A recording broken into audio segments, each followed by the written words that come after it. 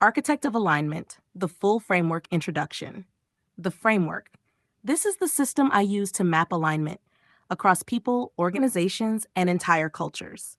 It's not a theory. It's not a personality test. It's a structural diagnostic built to reveal what's breaking down, why people are burning out, and how systems slowly drift off course while no one's watching. Most leaders wait until collapse. You don't have to. These 6 pillars give you language and clarity. Shared weight, the axis of alignment, the culture of honor, effective presence, inner alignment, the architect of alignment. Mapped together, they create alignment that lasts. Not just productivity, loyalty, integrity, meaning. Shared weight. The nervous system. Imagine watching a video with your friends. A man opens the cage of a starving wolf, ribs showing, wild-eyed, crouched in the corner. The guy walks in slow, calm, grinning like he's in control. He reaches down to pet it. You hold your breath. You already know. The wolf lunges, blood sprays, screams. The video cuts out. And everyone says the same thing. What the hell did he think was going to happen? Nobody blames the wolf. Now imagine a leader walks in, no idea what someone's been carrying, no read on their stress, no sense of their threshold. They drop a demand, push a change, pull rank, and act shocked when someone snaps, shuts down, or disappears. Some bite, some freeze, some ghost you and never come back. But all of them have a threshold. And here's the truth. They don't control it, and neither do you. If the nervous system believes it's under threat, it moves. Fight, flight, freeze, or fawn. It kicks in, whether you like it or not. That's shared weight.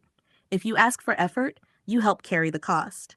Shared weight means you don't dump decisions on people and disappear.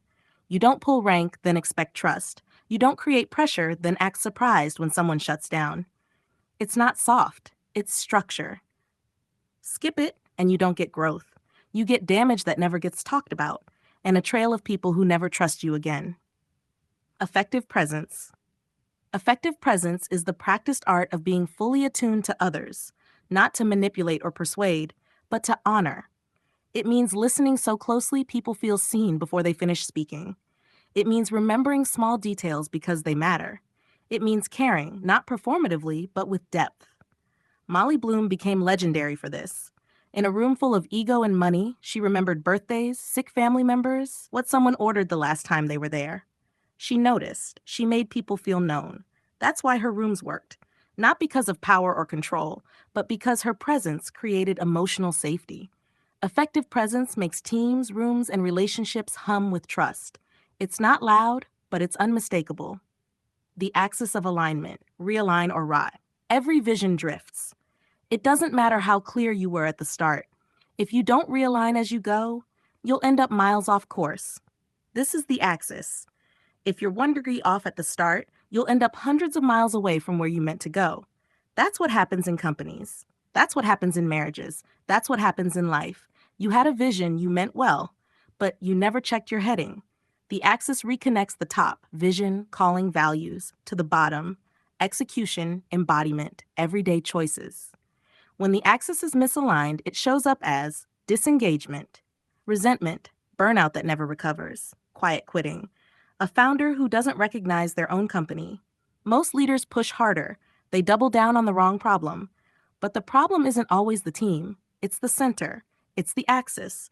If the center doesn't hold, the system rots. But if it does, you can scale without losing your soul, because alignment isn't rigidity.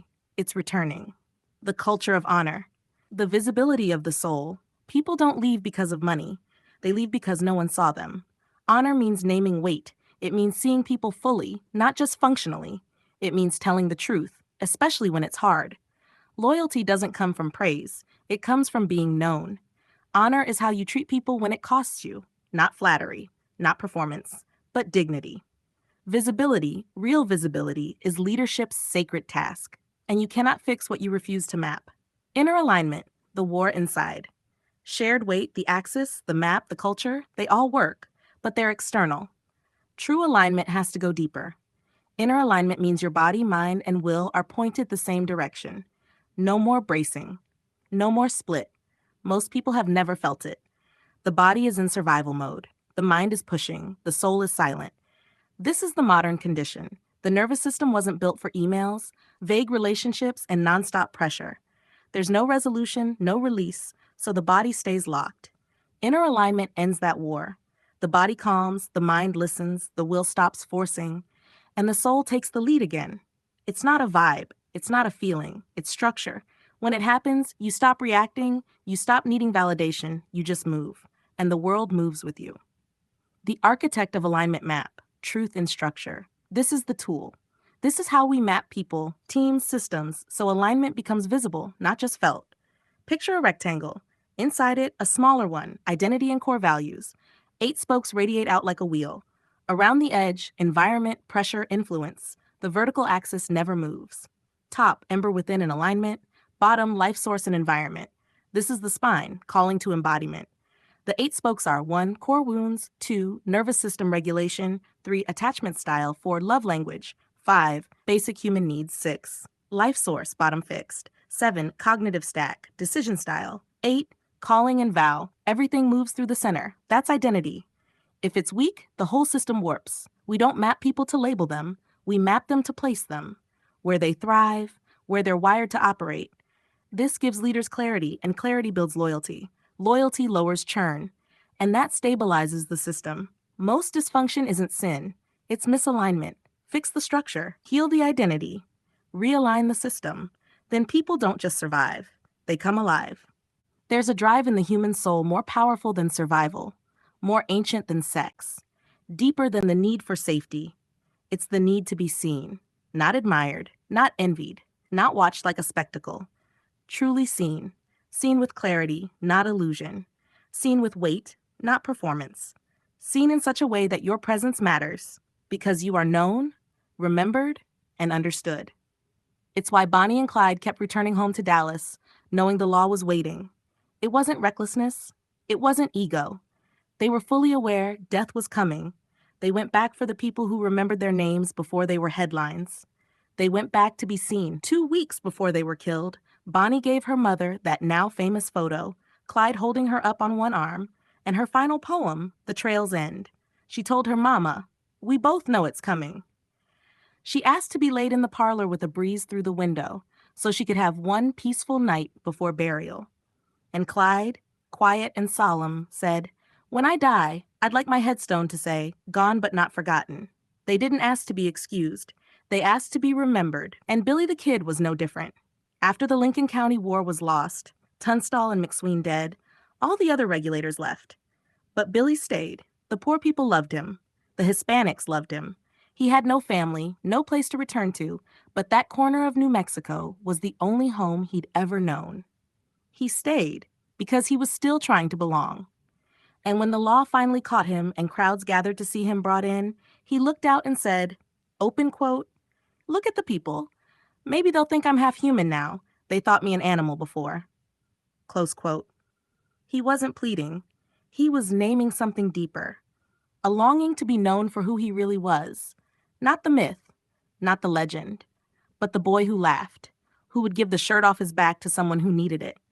When people aren't seen, they either disappear or they rage. And deep down, most people don't even know this instinct exists. They ache for it, but they can't name it. And if no one ever names it for them, they'll carry that ache until it hardens into something else. Anger, performance, control, or collapse. The desire to be seen isn't weak. It's not sentimental. It's the bedrock of healing, the root of courage, and the one thing that can't be faked. If you've ever been truly seen, you'll never forget it. And if you've never been seen, no amount of success, praise, or power will ever satisfy you. A justice system in alignment. Playback script. There can be no justice where mercy is absent. Justice, real justice, was never meant to be carried alone. It must walk with mercy in the same hand, or it becomes vengeance wearing a badge. Any system that shows up only with the sword and calls that justice is already lost. It's not justice. It's coercion in the name of order. And it will always provoke resistance. Clyde Barrow became an outlaw because the system made him one. He was sent to Easton Prison for a petty crime and thrown into a hellhole so violent, so brutal, it would have broken better men. He was assaulted, worked like an animal, and left with wounds he'd carry for life. When he got out, he was different, hardened, cornered, marked. He tried to walk a straight line, but the line had already been burned out from under him. And again, every time a crime was committed, law enforcement came straight to his job, harassed him until he lost it. Didn't matter what he did, he couldn't get free of the label. Then he was accused of a murder he didn't commit. And he knew, if they caught him, he'd get the chair. Even though he hadn't killed anyone. Not yet. But that's how the system works when it forgets mercy. It doesn't need facts. It only needs a name. After that, every move Clyde made was shaped by one truth. There was no way back. The system didn't allow for it. So he stopped looking. And that's what people don't understand. The moment you remove the possibility of redemption, the moment you make it impossible for someone to come back from their mistakes, you are the one who lit the fire. You've turned a flawed man into a doomed one. And then you blame him for burning. Billy the Kid was no different. He was orphaned young, tossed into rough towns, survived by instinct. He tried to make peace with the law. He testified in court, tried to play it straight. They betrayed him, again and again and again. So he stopped defending himself and stepped into the legend the papers had already written. After he escaped the courthouse, after he killed 2 guards who meant to see him hanged, he didn't run straight away. He stepped out onto the balcony and spoke to the crowd gathered below. Open quote, "I didn't want to kill Belle, but it was a case of have to. It's me against the world, and don't try to stop me, because I don't want to hurt anyone else. I've not thought myself a bad man up till now, but I guess now we'll show the world what a bad man is." Close quote. Then he rode out and never committed another crime that we know of. Instead, he was shot in the dark in a bedroom, an escape goaded by a corrupt justice system that had broken every promise it made him. They shot him down, not because of who he was, but because he wouldn't shut up and disappear.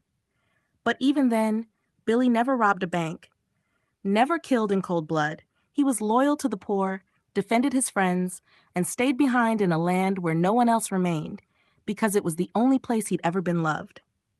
Clyde and Billy weren't born villains. They were failed by a system that carried only the sword. In a world of alignment, punishment has no place. The Creator always gives a path toward redemption. And people who believe in the path of alignment will carry the weight of injustice for others. Because without that willingness, there can be no loyalty, no honor. A justice system in alignment carries both mercy and justice in the same hand. It understands why someone reached that breaking point in the first place. It offers a way back. It carries truth and mercy together, because every person deserves a chance to return. And if you don't give them that, don't act surprised when they stop looking for it. The architect of alignment is more than a system. It's a way of life. And in that way of life, punishment must be abolished. Nothing good has ever come from punishment. Only more pain, more death, more destruction. And it doesn't matter whether it's in a government, a household, a community, a town, or a church. The sword alone has never healed anyone. But the hand that carries both truth and mercy just might.